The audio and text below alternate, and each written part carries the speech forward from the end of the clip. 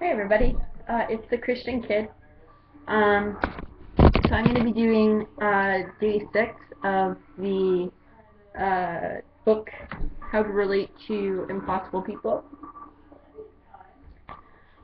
Day 6 is the Griper. So we'll be reading Nehemiah chapter 4 verses 10 to 23. I know I'll go on with the questions. We'll do some praying, and then we'll call it a day. So let's begin, and I will read the reading for today, which is Nehemiah chapter 4 verses 10 to 23, and this is what it says. Then the people of Judah began to complain. The workers are getting tired, and there is so much rubble to be moved. We will never be able to build the wall by ourselves. Meanwhile, our enemies are saying, before they know what's happening, we will swoop down on them and kill them by the end of their work. And the Jews who lived near the enemy came and told us again and again, they will come from all directions and attack us. So I placed armed guards behind the lowest parts of the walls and the exposed areas. I stationed the people to stand guard by families, armed with swords, spears, and bows. Then as I looked over the situation, I called together the nobles and the rest of the people and said to them, don't be afraid of the enemy. Remember the Lord, who is great and glorious, and fight your brothers and your sons, or your sons and your daughters and your wives, or fight for your brothers, your sons, your daughters, your wives, and your homes. When our enemies heard that we knew of their plans and that God had frustrated them, we all returned to our work on the wall. But from then on, only half my men worked, while the other half stood guard with spears, shields, bows, and coats of mail. The leaders stationed themselves behind the people of Judah, who were building the wall. The laborers carried on their work with one hand, supporting their load with one hand while holding a weapon. All the builders had a sword belted to their side. The trumpeters stayed with me to sound the alarm. Then I explained to the nobles and officials and all the people, the work is very spread out, and we are widely separated from each other along the wall. When you hear the blast of the trumpet, rush to wherever it is sounding, then our God will fight for us. We worked early and late from sunrise to sunset, and half the men were always on guard. I also told everyone living outside the walls to stay in Jerusalem. That way, they and their servants could help with the guard duty at night and work during the day. During this time, none of us, not I, nor my relatives, nor my servants, nor my guards, who were with me, ever took off their clothes. We carried our weapons with us at all times, even when we went for water. So, that was the reading. That was actually the rest of chapter 4 in Nehemiah. So, we've done that chapter for now. So, we'll go on to the book, and we'll go from there. So it says read to begin, which we have done already. We've read our verses and we've gotten through that.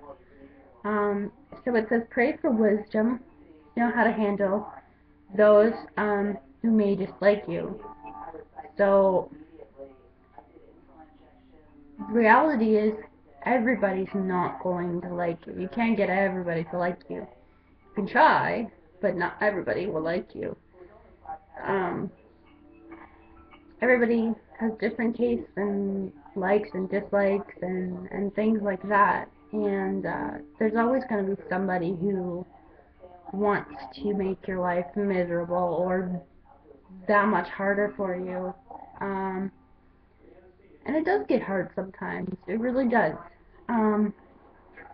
So when we get into those kinds of situations where there's somebody who just really doesn't like us and who really wants to hurt us, whether it's emotionally or physically or anything, we can pray to God and know how to, and like ask Him to know how to handle these things. So, dear God, we come to you and ask that you would help us and give us the wisdom to know how to handle these kinds of situations when people who don't like us want to like try to make our lives miserable and harder than what it already is, that we will know how to handle it the right way and not the way that we think is right. The right way meaning the way that you want it to be handled. Not to be like thinking, well, you hurt me, so I can hurt you, but rather ask you, what do you want me to do? How do you want me to handle it? We just ask that you give us that wisdom and guide us through those situations, keep us strong, and hold us up. In your name, amen. So, as we come to the first question, is, what rumors were circulating around Jerusalem?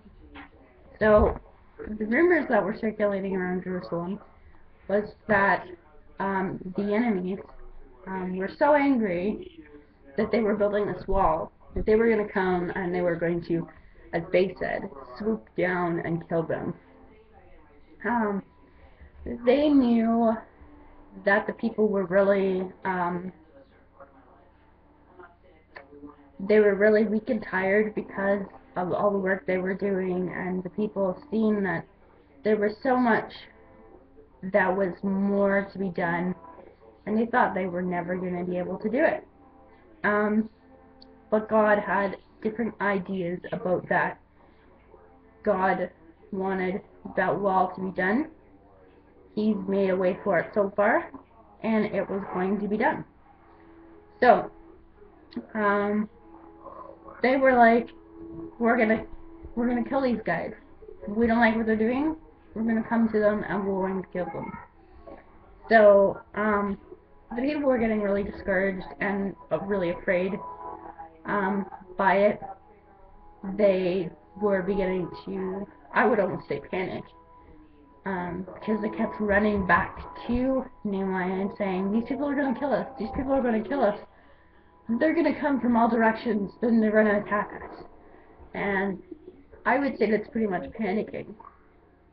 So, that was the rumors that were circulating around Jerusalem at the time. And the second question is, how did Nehemiah inspire the people to counteract these discouraging threats? So, Nehemiah placed armed guards behind the lowest parts of the wall and the most exposed areas. He stationed people as well to stand guard by the families, and they were armed heavily with like swords and spears and bows, so that when the enemy did come, they could attack and they could win, as God fought with them. He told them this, and he did this to kind of bring that safe feeling physically there. Sometimes for people, they need to see things to believe it, and maybe seeing that there's people there that was armed with swords, spears, and bows that were behind them, were going to have their back, would make them feel that much more comfortable. And then he encouraged them, and he told them that they shouldn't be afraid because God had their back, and God, he was going to be right with them the whole way, every step of the way. And that's what it's like with us. God is with us every step of our life. He's never leaving us, ever. He loves us. We are his kids, and he wants the best for us. And the people who come up against us and want to hurt us and break us down and everything like that, God has our backs. And, you know, He will have His say. And He will have the last word in everything. That's just how it works. And we shouldn't be afraid, because God is a much bigger God than any one of us will ever be, and any one of our made up gods will ever be. He is a huge God, and He is the only God. People can make up things and everything, but they will never amount to what God is. And we have to remember that God always has our back, and that He loves us just as He loved these guys. So the last question says, write down Nehemiah's plan to handle the tough situation. So I did it in point form, so it would be kind of quicker, because it was kind of, sorry, that was my phone. It was kind of hard to write it all down. I have to make this quick. But it said only half the men worked while the other half were standing guard. So that way there was always going to be somebody there to protect another person. And the leaders that were, they had them stationed behind the people of Judah that were building the wall. So they were always being protected. Again, always being protected. All the builders had a sword at their side. So even if something did happen, they could go and fight as well. But God would be fighting for them. God had their back. The trumpeter was right with him, and the trumpeter was ready to sound the alarm at any time. And if the enemy went to attack, he was going to be ready there to sound it, and then they would all run to where they heard the blast, and they would all start fighting from there. And they worked all around the clock. They switched. They like shift work. It was like one shift. It would be like people working guarding, and then it would be people would be working like physical labor work, building a wall. So he had a really strategical plan to get this to work, and God was on his side. So obviously, it was good work. So that's it for the questions. The need for today is pray for wisdom to know how to respond to rumors and threats. And most people don't respond very nicely to rumors and threats and get all kind of like upset and panicky, kind of like, oh no, what if people think this, and what if this, and what if that? And I'm actually dealing with one right now, and you know, I'm learning to deal with it the right way, and I've prayed about it. So God, we ask that you give us the wisdom to know how to respond to these ugly and nasty threats and rumors that are being spread around about us, and that the way you want it to work out, the way that you want us to respond, will happen. Amen. So, thank you so much for coming out and enjoying the 6th day of our Bible study together. I'm really enjoying doing this, and I hope you are too. Yeah, so we'll be posting more, and I hope you'll be there to enjoy it with us. Anyways, I will talk to you later, and I will see you at the next time when we do day 7 is day schemer. It'll be interesting. Anyways, talk to you later. Bye.